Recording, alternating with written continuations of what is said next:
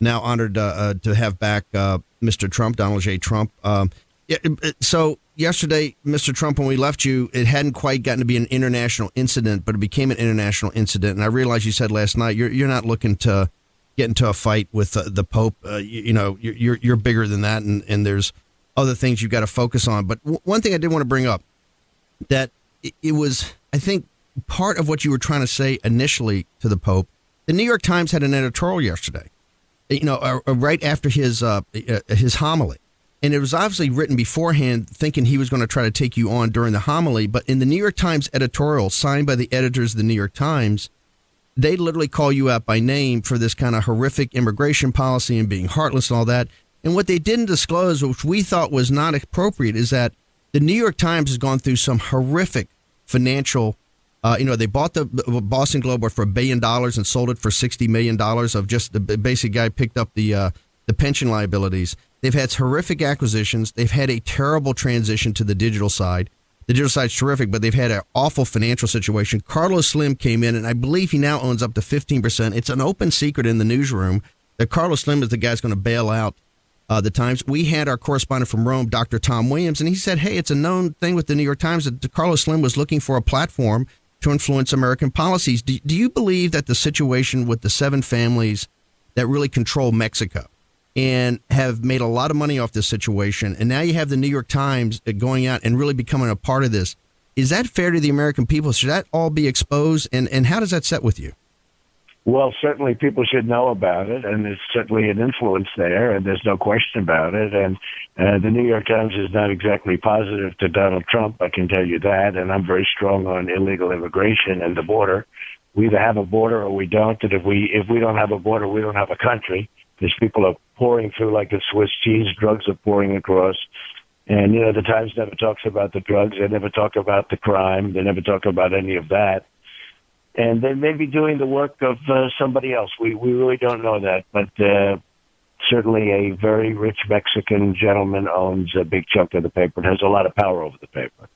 We reported today from London that David Cameron, he thought it was going to get these concessions by the EU before the vote in June for the exit, BritX, this whole issue, which people are saying one of the most important elections, if not the most important election in England since World War II, about England getting its sovereignty back. And the EU Commission is sitting there going, no, we're not going to give you we're not going to ease up on anything on immigration, et cetera.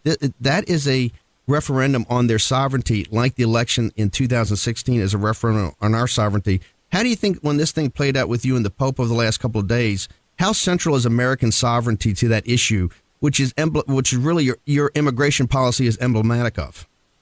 Well, my immigration policy is necessary if we're going to have a country. And, when you look at Europe, I have friends that live in Germany. They're leaving. They were so proud. 3 years ago, they were telling me about Germany, and they were so proud of Germany. And, everybody should live there. Right now, they're leaving. I mean, I have friends that are leaving Germany because of what's happened. And, what Merkel has done is incredible. It's actually mind-boggling. Everyone thought she was a really great leader, and now she's turned out to be this catastrophic leader.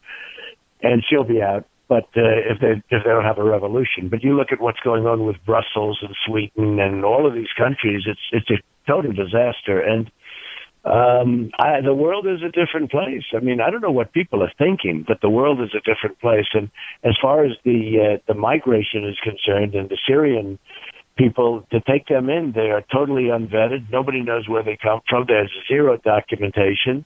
You look at the lines where you have so many young, strong men, and very few women and children by comparison, and you say, what's going on here? Why aren't they back fighting for their country, et cetera? And so we have a real problem, Steve. I mean, the world is going crazy. Do you believe we got terrible news out of China today with the real unemployment numbers that are coming out? China looks like it's on the precipice of a financial implosion. You've said this for a long time. The numbers coming out there you can't believe. They're totally over leveraged. You got Kyle Bass, one of the smartest hedge fund guys in the world, has got a massive short on China. He's out there every day saying this thing's about to implode. If you see commodity prices continue to collapse, do you believe, particularly in Central America with oil and the rest of the commodities in Central Latin America, do you believe we can get into a situation where the United States, given how badly we handled the surge in 2014 of these young children coming across and we accepted them all, do you believe the United States this summer in the height of a presidential campaign, do you believe, with President Obama quasi checked out, do you believe we could actually have a migrant crisis similar to what they've got in Europe today? No, I think we could. I mean, already we're taking them, depending on what you're talking about. Talk about the Syrians, if you talk about or wherever they come from. We always say Syrian. Nobody knows if they're Syrian. Nobody has any documentation. It is not a piece of paper on anybody. So, but we could certainly have a tremendous problem with that. And Obama wants to take them in by the tens of thousands. In the debate, the Democratic debate, they had they were talking about should be really the debate, to be honest with you. The networks all say the Democratic debate, which it's not. But when the Democrats had their debate, they were talking about 65,000 people coming in. I will tell you, you saw the problem that we had with two people that were radicalized. Yes. The man and the wife, whatever you call them. But it was, they killed 14 people and many people wounded, very, very gravely wounded, sitting in a hospital, lying in a hospital right now. It's unbelievable. So we have so many problems, Steve, with borders and illegal immigration. We have so much with debt. We owe, when you have $19 trillion, most people don't even know what $1 trillion means. And $19 trillion, really it's 21 because of the bad budget. The bad budget deal that was just made, approved by the Republicans in about, 15 seconds? That deal is the most incredible deal. That deal must drive you more crazy. Did they know anything about leverage? I mean, you got the leverage, you got to use the leverage, right? I always say Obama's a lousy negotiator, except when it comes to negotiating with the Republicans. Did you ever see anything like it? The worst. He just makes deal after deal at and that's why I'm even concerned about the judgeship. I mean, you look at the Supreme Court judge. At first you heard the Senate was absolutely, we will not do it. Yesterday I started hearing, well, there could be a way, and the Republicans are already weakening. Have you been noticing that? Absolutely. Do you smell a crater coming up? Do you think you smell a tell? I don't know. I've watched it so many times now where the Republicans are going to be so strong and then all of a sudden they're absolutely weak. Until they're not. They're going to be strong until they're not.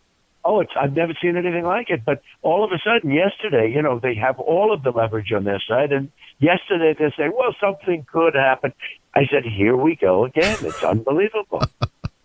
I know you would love to negotiate across the table from Mr. Trump. We got to go. I really appreciate you taking the time on the back, particularly everything that went on with the Pope yesterday. Thank you so much. The audience Thank you very really much, loved. Steve. Thank Take you. care of yourself. Thanks. Bye.